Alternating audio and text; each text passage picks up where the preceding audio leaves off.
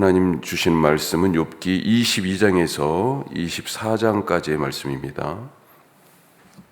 욥과 친구들의 세 번째 논쟁이 지금 시작됐습니다. 욥의 세 친구가 욥의 고통, 고난을 소문을 듣고 자기 살고 있는 곳에서부터 와서 욥을 처음에는 위로하는 것 같았는데, 그래서 아무 말도 안 하고 7일간 같이 땅바닥에 앉아서 그렇게 있었는데, 그 이후에 욥을 나중에 도와주겠다는 그런 생각으로 말을 하는 것이지만, 욥의 친구들이 갖고 있는 생각은 네가 지금 이 모습은, 이 고통은 하나님께 벌을 받는 것인데, 하나님은 선하신 분이기 때문에 죄를 지은 자에게 벌을 주신다. 뿌린 대로 거둔다. 인과 응보, 원인과 결과가 서로 맞아야 된다라고 하는 그런 전통적인 그런 지혜에 대한 생각을 갖고 있었기 때문에, 그런 틀에서 욥을 충고하죠. 욥에게. 그래서 회개해라. 그런데 욥은 나는 잘못한 것이 없다, 무죄하다라고 계속 항변하고, 이건 하나님이 나는 무죄하지만 왜 이런 일을 나에게 주셨는지 모르겠다. 하여튼 하나님은 주시기도 하시고 거두어 가시기도 하시는 그런, 하나님이 절대적인 주권을 가지고 행사하시는 분이라서 우리가 그것을 모르지만 나는 무죄하다라고 그러니까 친구들이 그 말에 대해서 이제 분노하죠. 그래서 원래 위로하러 왔다가 욥을 정죄하고 또 욥의 무죄함에 대하여 분노하고 하는 그런 이야기가 세 친구가 계속 번갈아 가면서 하는 이제 세 번째 사이클에 들어간 그런 말씀입니다. 엘리바스부터 얘기를 시작하는데, 오늘 엘리바스가 이 앞서 했던 말과 똑같은 얘기를 다시 하는 거죠. 욥을 책망합니다. 4절 한번 다시 보죠. 22장 4절 말씀입니다. 다시 한번 보면요, 하나님이 너를 책망하시며 너를 신문하심이 너의 경건함 때문이냐? 그러니까 네가 경건한데 하나님이 너를 책망하시겠느냐? 이런 벌을 주시겠느냐? 자, 그래서 5절 말씀도 그런 거죠. 지금 욥이 당하는 이 모든 고통의 원인은 선하신 하나님이 아니라 욥의 악행 때문이다. 5절 말씀, 네 악이 크지 아니하냐? 네 죄악이 끝이 없다. 네 죄악의 깊이만큼 이 고통이 더 심한 것이다. 자, 이렇게 말하는 근거는 뭐예요? 네가 그럼 죄가 있어야 되잖아요. 욥이 그 죄를 지금 고발합니다. 6절부터는. 자, 6절을 보면 어떤 죄가 있어요? 같이 읽어보죠. 까닭 없이 형제를 볼모로 잡으며 헐벗은 자의 의복을 벗기며 목마른 자에게 물을 마시게 하지 아니하며 줄인 자에게 음식을 주지 아니하였구나. 그렇죠. 9절에 계속 이어지는 얘기예요. 9절에도 또 고발 내용이 나와요. 너는 과부를 빈손으로 돌려보내며 고아의 팔을 꺾는구나. 이 지금 네가 이렇게 하고 있는 것처럼, 막 본 것처럼 이런 일을 욥이 저질러가지고 소문이 다 나서 누구나 다 아는 것처럼 그렇게 엘리바스가 얘기하고 있어요. 하지만 자세히 보면요, 누구에게 구체적으로 이런 일을 행했는지 특정하지 못하고 있습니다. 엘리바스가 하는 이 주장은 일반적인 얘기예요. 악을 행하면 벌을 받는다는 이론에 꿰맞춰 가지고 욥이 분명히 죄가 있을 거라고 추측해서 욥을 정죄하고 고발하는 그런 실수를 앞에서부터 지금 반복하고 있는 것입니다. 엘리바스가 내놓은 그러면 이 징벌을 받고 있는 죄인에 대한 해결책, 처방. 자, 이것도 예상 가능하죠. 죄 때문에 이런 고난을 받고 있으니 어떤 처방을 내려야 돼요? 회개하는 거죠. 회개하는 것입니다. 21절부터가 바로 그 처방입니다. 구구절절 맞는 소리예요. 21절에는 하나님과 화목하고 평안하라. 그렇죠? 틀린 얘기 아닙니다. 22장 끝에까지 그 설교예요. 계속. 22절에는요, 하나님의 교훈, 하나님의 말씀을 네 마음에 둬라.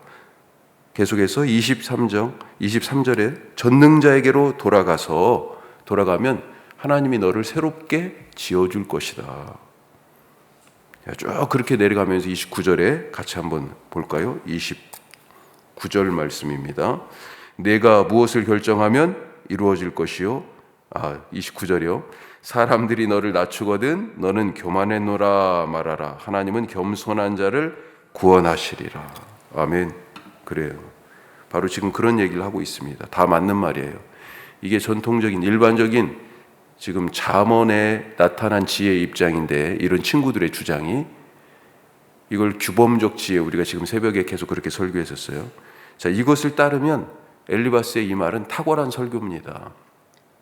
그런데 이 주장을 조금 다른 관점에서 한번 보면요, 네가 하나님께 잘못했기 때문에 벌을 받는 것이다.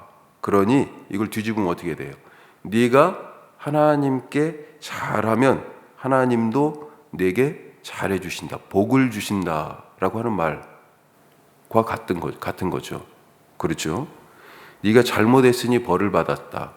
네가 하나님께 잘하면 하나님께 복을 받는다. 어때요? 맞는 말 아닙니까? 이런 식이면 하나님의 은혜가 들어설 자리가 없어집니다. 하나님의 은혜가. 또 한 가지는 하나님의 자유가 제한돼요. 무슨 말이에요? 하나님은 주시기도 하고 거두어 가시기도 하는데, 내가 잘했으면 항상 하나님 뭐 하셔야 돼요? 주시기만 하셔야 돼, 복을. 거두어 가실 수는 없네. 하나님의 자유잖아요. 그걸 제한하는 것입니다. 그 사람이 죄인이면 항상 벌만 주셔야 돼. 거두어 가시기만 해야죠. 그런데 하나님은 어떤 분이세요? 죄인인데도 불구하고 그를 감싸 안아 주시기도 하잖아요. 그래서 우리를 구원하셨잖아요. 그게 은혜지 않습니까? 하나님의 자유가 제한돼요. 그런 문제가 생긴다는 거죠. 우리는 예수님이 가르쳐 주신 은혜에 대한 보물 같은 이야기를 잘 알고 있습니다. 한 아들이 아버지가 버젓이 살아계시는데 자기 몫을 주장하면서 유산을 받아서 아버지를 떠나버렸잖아요. 허랑방탕해서 그 가진 돈 다 탕진하고 이제 아무것도 없이 먹고는 살아야 되니까 돼지치기로 살면서 자신의 신세를 한탄하고 아버지 집을 그리워하게 됩니다. 그리고 돌아오죠. 아버지는 어땠습니까? 이런 배은망덕한 놈, 완전히 이건 소위 말해서 우리말로 후레자식 아니에요. 그런데도 불구하고 달려가서 껴안고 입 맞추고 옷을 바꿔 입히고 신발을 새 걸로 신기고 반지도 끼워주고 아들의 지위를 회복시켜줬어요. 그리고 잔치를 벌였습니다. 얼마나 큰 은혜예요. 욥의 친구들의 말로 따지면 이 아들 어떻게 해야 됩니까? 이 합당한 벌을 받아야 되잖아요. 그런데 벌이 뭐예요? 아들의 자리를 회복시켜주고 잔치까지 열어줬다니까요. 자, 이 아들이 행한 것 생각하면 벌을 받는 게 마땅한데, 이때 이렇게 욥의 친구들처럼 생각한 이가 이 이야기에 등장하죠. 누굽니까? 계속 이 아버지 집에 있던 큰아들이 일하고 집에 딱 들어오다 보니까 집이 벌써 저기 멀리서부터 시끌벅적하네요. 물어보니까 종들이 대답하잖아요. 둘째 아들 동생이 들어와가지고 아버지가 너무 좋아서 잔치한다고. 이 큰아들이 얼마나 화가 났습니까? 아버지한테 가서 따지잖아요. 나는 아버지 곁에서 그렇게 순종하고 열심히며 그랬는데 내 친구들하고 먹으라고 염소 새끼 한 마리 주는 것도 그런 것도 안 하시더니만 어떻게 집 나갔다 돌아온 저놈 위해서 잔치를 벌여주는 거냐. 무슨 얘기입니까? 불공평한 거 아니냐. 아버지가 과연 정의로우신 분이냐. 이게 이치에 맞는 얘기냐. 이 큰아들은 은혜라는 단어를 모르는 사람이에요. 욥의 친구들 같은 사람이죠. 맞아들이든 내쫓든 주든 안 주든 잔치를 열든 안 열든 모두 다 아버지의 뜻입니다. 욥은 이런 하나님을 말하고 있고 욥의 친구들은 지금 큰아들 같은 소리를 하고 있습니다. 나는 어떤 아들에 가깝습니까? 그리고 나에게 하나님은 어떤 분이십니까? 하나님이 두 모습이 다 있어요. 한쪽만이라고 얘기하는 건 아닙니다. 벌을 내린 죄를 지은 자에게 하나님 심판하시잖아요. 그게 신명기 말씀이고요. 이스라엘 역사에서 그대로 나타났고요. 자, 23장, 24장은 죄 때문에 네 죄 때문에 지금 네가 그렇게 벌 받는 것이니까 회개하고 겸손하라라고 하는 이 엘리바스의 세 번째 주장에 대한 욥의 대답이에요. 우리가 다 볼 수는 없지만 23장 같은 경우는 크게 세 단락으로 나눠져 있는데 욥이 하나님을 찾을 수 없다. 내가 하나님 좀 만나서 물어봐야 되겠는데 그런 얘기가 앞에 있고 그 다음에 그 물어보는 이유가 뭐예요? 여전히 나는 무죄하기 때문에 그게 23장 10절부터 말씀이고 뒷부분은 하나님은 그럼에도 불구하고 자기 뜻대로 하시는 분이다. 왜 그때 그 뜻대로 하셨는지는 모르겠지만 하나님은 하여튼 하나님 뜻대로 하시는 분이다. 하나님의 절대 주권에 대하여 얘기합니다. 24장은 친구들이 주장하는 뿌린 대로 거둔다라고 하는 그런 말이 딱딱 들어맞지 않는 현실들이 있다. 봐라, 악인들이 이렇게 잘 살고 있는 경우들이 있잖아 하면서 여러 예들을 쭉 들면서 친구들을 조목조목 반박하고 있는 내용입니다. 자, 23장 앞부분 여기를 다시 보면 고통과 이 재앙에 대해서 욥이 겪는 이 일에 대해서 하나님께 묻고 싶은 마음이 있다는 거예요. 그런 마음에 하나님 찾아 나서는데 하나님한테 갈 길이 안 보인다고 지금 탄식하고 있는 것입니다. 자, 3절 말씀, 23장 3절 말씀 같이 한번 다시 읽어요. 내가 어찌하면 하나님을 발견하고 그의 처소에 나아가랴. 4절도 마찬가지죠. 어찌하면 그 앞에서 내가 호소하며 변론할 말을 내 입에 채울까. 나 하나님께 하고 싶은 말이 너무 많아요. 그런 얘기잖아요. 욥의 신앙이 바로 여기 있습니다. 무슨 말이에요? 하나님을 찾고 있다는 거예요. 하나님을 버리지 않았어요. 이게 지금 욥기에서 욥이 갖고 있는 아주 중요한 태도입니다. 이런 이해 못할 일을 당하고 있는데도 하나님을 계속 찾고 있어요. 2장 욥이 고난 당할 때 자식들도 잃어버리고 이제 몸에는 온몸에 피부병이 났을 때 그때 욥의 아내가요 딱 한 번 욥기에 등장하는데 뭐라고 얘기합니까? 당신이 이래도 하나님 앞에 온전함을 지키겠느냐? 차라리 하나님을 저주하고 죽어라. 욥의 아내도 이렇게 얘기했어요. 하나님 버리라고. 당신한테 이렇게 해주시는 분이 하나님이면 하나님 믿겠냐고. 우리 믿지 말자고 지금 그 얘기죠. 하지만 욥은 끝까지 하나님을 찾습니다. 그분께 물어볼 것이 있다는 거예요. 왜? 내게 왜? 왜 하나님? 지금 그 질문 가지고 답 듣고 싶다는 겁니다. 자, 그러면서 10절에서는 여전히 자신의 무죄함을 확신하면서 말하고 있어요. 우리 유명한 말씀이죠. 욥기에 암송 말씀처럼 자주 듣는 10절 말씀 다시 같이 읽으면요. 그러나 내가 가는 길을 오직 그가 아시나니 그가 나를 단련하신 후에 내가 순금같이 되어 나오리라. 나의 길 오직 그가 아시나니. 이게 번역이 이제 조금 바뀌어가지고 덜 익숙한데요. 결국 하나님이 나의 무죄를 인정해 주실 거다.